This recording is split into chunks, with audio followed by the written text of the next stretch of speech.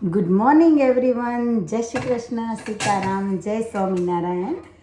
આજે છે ને બહુ મસ્ત મજાનો દિવસ છે, કેમ કે આજે મારે ડે ઓફ છે અને મારા એક ફ્રેન્ડ છે એમના ઘરે છે કથા અને ડિનરનો પ્લાન. કેમ કે કથા એમના ઘરે એટલે છે કે એમણે નવી શોપ બાય કરી છે અને નવી શોપ છે ને એમાં એ લોકો રેસ્ટોરન્ટ બનાવવાના છે, ઇન્ડિયન રેસ્ટોરન્ટ એન્ડ બાર. તો જો નોર્મલી તો કેવું કે વીકેન્ડમાં આવું કંઈક હોય ને, કથા હોય, ડિનર હોય કે એવું કે જવાનું હોય, તો હું ઓલવેઝ લટકતી પહોંચતી હોય, કેમ કે વીકેન્ડમાં મારે ઓલવેઝ જોબ હોય અને જોબ પરથી ફિનિશ કરું ત્યાં ઓલમોસ્ટ 7-7:30 પહોંચું ત્યાં થઈ જાય. પણ વીકડેઝમાં છે ને મારે ઓફ હોય ને, મારે આજે ઓફના દિવસે જ એ લોકોનું પણ આ બધો પ્લાન છે. તો કેવું કે હું ટાઈમે પહોંચી શકીશ અને એટલા માટે જ જો હવે અત્યારે સત્યનારાયણ ભગવાનનો શીરો પણ એમને બનાવવાનો છે, તો વિચાર્યું કે ચલો શીરો બનાવવામાં પણ લાભ લઈએ આપણે. અને શીરો સત્યનારાયણ ભગવાનનો શીરો તો એવું કોઈ નહીં હોય જેને નહીં ભાવતો હોય. કથા પછી છે ને મોસ્ટલી બધા એ શીરો પ્રસાદી માટે જ વેઇટ કરતા હોય કે ચલો ક્યારે મસ્ત ટેસ્ટી શીરો મળે. નોર્મલ દિવસોમાં આપણે બનાવીએ ને તો એટલો ટેસ્ટી ના બને જેટલો આપણે કથા માટે બનાવીએ ત્યારે બને. તો બસ જો આજે મસ્ત ભગવાનની પ્રસાદીની પણ મજા લેવાની છે અને પછી ટેસ્ટી ડિનર પણ કરવાનું છે. તો બસ જો એવો છે કંઈક આજનો દિવસ.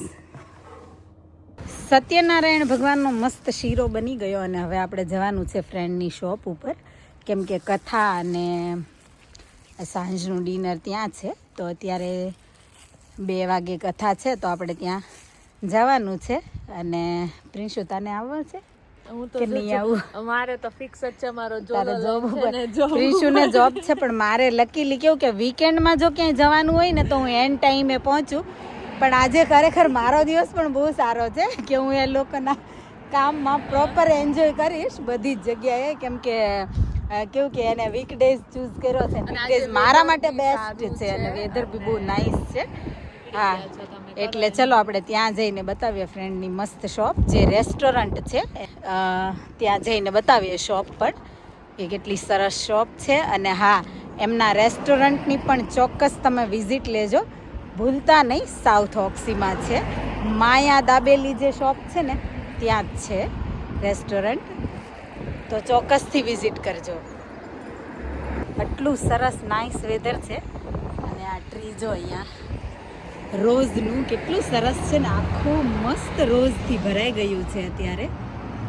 બહુ બ્યુટીફુલ લાગે છે. જો રેડ અને ગ્રીનનું કોમ્બિનેશન તો જો કેટલું નાઇસ લાગે છે. સાઉથ ઓક્સીમાં આ માયા દાબેલી છે, એમની બાજુની જ આ શોપ છે, જે એમની નવી રેસ્ટોરન્ટ ઓપન થવાની છે. જો કેટલી સરસ રેસ્ટોરન્ટ છે. થીમ પણ બહુ સરસ છે. અહીંયા કથા ચાલુ થઈ ગઈ છે. ઓમ સર્વભૂતે નમઃ, ઓમ ગોગત્રે નમઃ, ઓમ કપિન્દ્રાય નમઃ, ઓમ મુનિદક્ષિણાય નમઃ, ઓમ સોમપાય નમઃ, ઓમ અનુત્પાય નમઃ, ઓમ પુરુદિતે નમઃ, ઓમ પુરુષોત્તમાય નમઃ, ઓમ વિનયા. કથા જો હજી ફિનિશ પણ નથી થઈ, પણ આપણે ઇન બિટવીન ઘરે આવવું પડ્યું કેમ કે અર્લીન સ્કૂલથી આવી જવાની હતી, હે ને અરુ? અને જો આપણે બુકે પણ લઈ લીધા છે ત્યાં આપવા માટે સરસ મજાના. જો કથામાંથી છે ને આટો મારીને આવીને ફરીથી અમે ડિનર માટે જઈએ છીએ હવે. અને જો અમારો પ્લાન પણ ચેન્જ થઈ ગયો છે, કપિલભાઈ ચેન્જ કરી દીધો છે અમારો પ્લાન. ચાલીને જવાના હતા અને હવે જો અમે બધા છે ને બાય કાર જઈએ છીએ કે અમારા ગોટિયાને ઠંડી ન લાગે. નહીં અંશુ? આજે એમ બી તબિયત ખરાબ છે ને થોડી, કે તબિયત ખરાબ થઈ ગઈ છે, હે લાગે જ છે જોયામાં.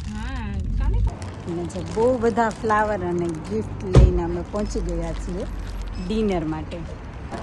અંશુ, તને કેમ એટલું બધું હસવું આવે છે? તને ખુશી કઈ વાતની છે? હે જમવા જાય છે એની ખુશી છે તને?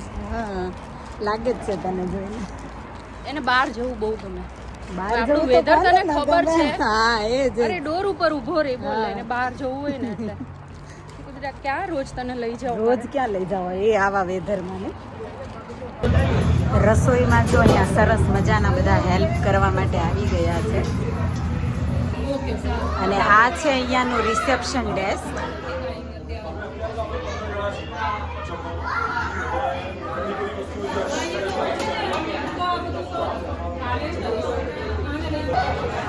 બહુ જ બ્યુટીફુલ રેસ્ટોરન્ટ છે આ, Indian restaurant and bar South ઓક્સીમાં છે. ચોક્કસથી આવજો અને ટ્રાય કરજો અહીંયાનું ફૂડ પણ. અને મસ્ત જો આજનું જમવાનું કેટલું ડિલિશિયસ છે.